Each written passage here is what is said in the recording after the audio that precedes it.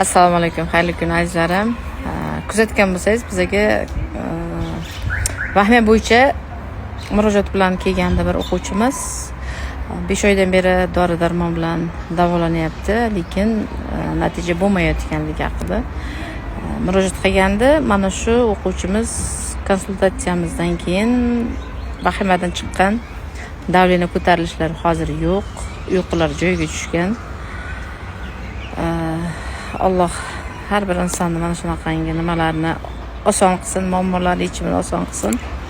Kimlarda mana shunaqa vahima holatlari, vaginizm holatlari yoki tushkunlikdan chiqa olmayotgan holatlar bo'ladigan bo'lsa, murojaat qilishingiz mumkin. Chunki hozirda masalan mana shu tushkunlik, asabiylik, konfliktlarning ko'payish jarayonlari hozir oshib boryapti.